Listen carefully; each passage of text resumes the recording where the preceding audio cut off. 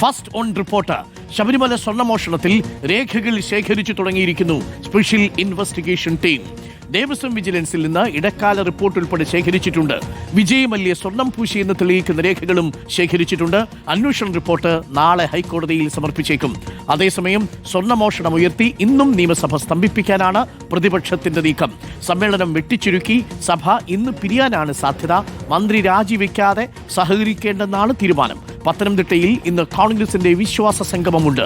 Kozhikode Kollam കളക്ടറേറ്റുകളിലേക്ക് BJP മാർച്ചും ഇന്നുണ്ട്. ഹരിമോഹനും R ഋഷിപാലും ചേരുന്നുണ്ട് കൂടുതൽ വിവരങ്ങളുമായി. Good morning Harimohan. Good morning R Rishipal. Hari, SIT അവരുടെ അനൌദ്യോഗിക അന്വേഷണം ആരംഭിച്ചിരിക്കുന്നുവെന്നാണ് മനസ്സിലാക്കുന്നത്. ഒട്ടും വൈകിപ്പിക്കാതെ തന്നെ ദേവസ്വം ആസ്ഥാനത്തെത്തി കാര്യങ്ങൾ ആരാഞ്ഞിട്ടുണ്ട്. വിവരശേഖരണമാണ് ആരംഭിച്ചിരിക്കുന്നത്. ശനിയാഴ്ച ഔദ്യോഗികമായ അന്വേഷണം ആരംഭിക്കും. അപ്പോഴേക്കും ഇടക്കാല റിപ്പോർട്ടിന്റെ പൂർണ്ണരൂപം കിട്ടുകയും ചെയ്യും. എങ്ങനെയാണ് SITയുടെ നീക്കം? വളരെ വേഗത്തിലാക്കുകയാണോ കാര്യങ്ങൾ? ഒരു ഭാഗത്ത് പ്രതിപക്ഷം തിളപ്പിക്കുന്നുണ്ട്.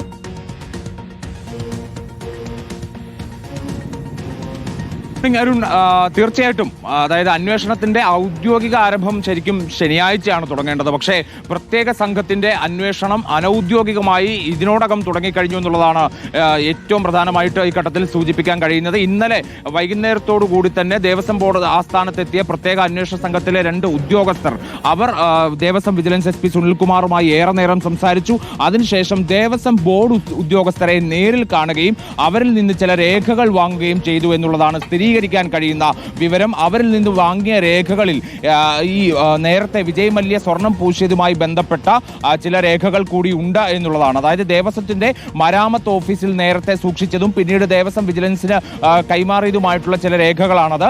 അവയുടെ പകർപ്പാണ് ദേവസ്വത്തിലെ ചില ഉദ്യോഗസ്ഥരിൽ നിന്ന് ഈ പ്രത്യേക അന്വേഷണ സംഘത്തിലെ ഉദ്യോഗസ്ഥർ വാങ്ങിയിട്ടുള്ളത്. അതിന് കാലപ്പഴക്കമുണ്ടെങ്കിലും ഈ അന്വേഷണവുമായി ബന്ധപ്പെട്ട ഏറ്റവും സുപ്രധാനമായിട്ടുള്ള ഒരു രേഖ കൂടിയാണത്. മാത്രമല്ല ഇതിനകത്ത് ദേവസ്വം വിജിലൻസ് ഇടക്കാല റിപ്പോർട്ട് സമർപ്പിച്ചിരുന്നു ഹൈക്കോടതിയിൽ. ആ ഇടക്കാല റിപ്പോർട്ടിന്റെ പകർപ്പ് കൂടി ഈ പ്രത്യേക അന്വേഷണ സംഘത്തിലെ ഉദ്യോഗസ്ഥർ വാങ്ങിയിട്ടുണ്ട്. നേരത്തെ മുദ്രവെച്ച കവറിലായിരുന്നു ഹൈക്കോടതിയിൽ സമർപ്പിച്ചത്. ആ റിപ്പോർട്ടിന്റെ പൂർണ്ണ രൂപം ലഭിച്ചില്ലെങ്കിലും ഹൈക്കോടതി ഇത് സംബന്ധിച്ചിട്ടുള്ള ചില നിരീക്ഷണങ്ങൾ നടത്തിയിരുന്നു. പക്ഷേ ദേവസ്വം വിജിലൻസിന്റെ പക്കൽ നിന്നും ഇതിന്റെ പൂർണ്ണ രൂപം, അതിന്റെ പകർപ്പ് ഇപ്പോൾ പ്രത്യേക അന്വേഷണ സംഘം വാങ്ങിയിട്ടുണ്ട്. ശനിയാഴ്ച ഔദ്യോഗികമായി അന്വേഷണം തുടങ്ങാൻ തന്നെയാണ് പ്രത്യേക സംഘത്തിന്റെ തീരുമാനം. ഹരിമോഹനാണ് തിരുവനന്തപുരത്ത് നിന്നും SITയുടെ നീക്കങ്ങൾ പ്രേക്ഷകരിലേക്ക് എത്തിച്ചത്. അപ്പോൾ പ്രാഥമിക വിവരശേഖരണം തുടങ്ങിക്കഴിഞ്ഞു. SIT കാര്യങ്ങൾ കടുക്കും. പോറ്റി തന്നെ പ്രതിയാകും എന്നുള്ളതാണ് അറിയുന്നത്. പോറ്റി മാത്രമല്ല, ഉദ്യോഗസ്ഥരും കുടുങ്ങും. ആ ഉദ്യോഗസ്ഥർ മാത്രമേ കുടുങ്ങുകയുള്ളൂ എന്നതാണ് ചോദ്യം. അതാണ് ഇന്ന് പ്രതിപക്ഷം ഉയർത്താൻ പോകുന്നതും. ആർ ഋഷിപാൽ കൂടി ചേരുന്നുണ്ട്. Roshi, good morning. സഭ 4ാമത്തെ ദിവസവും തുടർച്ചയായിട്ട് സ്തംഭിക്കുമോ? ഇന്നിപ്പോൾ ഭരണപക്ഷം എങ്ങനെയായിരിക്കും നേരിടുക? ഇന്നലെ വാച്ചൻവാളിനെയൊക്കെ സ്പീക്കറുടെ മുന്നിൽ നിർത്തിയാണ് ഒരു കോട്ട പോലെ സംരക്ഷിച്ചത്. ആ സമയത്തും വലിയ പ്രതിഷേധം നമ്മൾ ഇന്നലെ കണ്ടു. നമ്മൾ സഭയിൽ കേൾക്കാൻ പാടില്ലാത്തതും കാണാൻ പാടില്ലാത്തതുമൊക്കെ ഇന്നും കണ്ടു. 4ാമത്തെ ദിവസവും സഭ തുടർച്ചയായിട്ട് സ്തംഭിച്ചാൽ നാളെ സമാപിക്കേണ്ട സമ്മേളനം നേരത്തെ വെട്ടിച്ചുരുക്കാനുള്ള സാധ്യതയുണ്ടോ റോഷി? അരുൺകുമാർ, ശബരിമലയിലെ സ്വർണ്ണമോഷണത്തിൽ വിട്ടുവീഴ്ച വേണ്ട എന്ന തീരുമാനം UDF എടുത്തിട്ടുണ്ട്. അതുകൊണ്ട് തന്നെ ഇന്നും ചോദ്യോത്തരവേളയുടെ ആദ്യ മിനിറ്റിൽ തന്നെ പ്രതിപക്ഷാംഗങ്ങൾ നടുത്തളത്തിൽ പ്രതിഷേധിക്കാനാണ് സാധ്യത.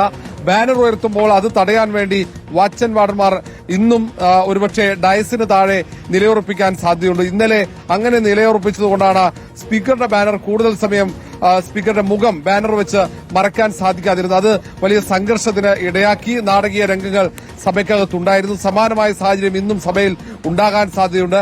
അതേസമയം നാളെയാണ് സഭാ സമ്മേളനം അവസാനിക്കേണ്ടത്. അതൊരു പക്ഷേ നാളെ നടക്കേണ്ട സഭാ നടപടികൾ ഇന്നത്തേക്ക് മാറ്റി സഭ ഇന്ന് തന്നെ പിരിയാനുള്ള സാധ്യതയുണ്ട്. കാരണം സംഘർഷമാണെങ്കിൽ സഭയിൽ മറ്റ് നടപടിക്രമങ്ങൾ കൃത്യമായി മുന്നോട്ട് കൊണ്ടുപോകാൻ സാധിക്കാത്ത സാഹചര്യത്തിൽ നാളെ കൂടി സഭ നടത്തേണ്ടതില്ല എന്ന ആലോചനയിലേക്ക് സ്പീക്കറുടെ ഓഫീസ് എത്തുന്നുണ്ട്. ഈ കാര്യത്തിൽ പ്രതിപക്ഷം എങ്ങനെയാണ് സമീപനം, പ്രതിപക്ഷത്തിന്റെ പ്രതിഷേധം എങ്ങനെയാണ്, അതിനനുസരിച്ചായിരിക്കും. പ്രതിപക്ഷം ബഹിഷ്കരിച്ച് സഭ വിട്ടിറങ്ങിയാൽ മാത്രമേ മറ്റു നടപടിക്രമങ്ങൾ അതിവേഗത്തിൽ പൂർത്തിയാക്കാൻ കഴിയൂ. പ്രതിപക്ഷം ഇന്ന് സഭ ബഹിഷ്കരിക്കുകയാണെങ്കിൽ നാളെ സഭാ സമ്മേളനം ഉണ്ടാകാൻ സാധ്യതയില്ല. ഇന്ന് തന്നെ സഭ പിരിയും. ഏതായാലും ദേവസ്വം മന്ത്രിയുടെ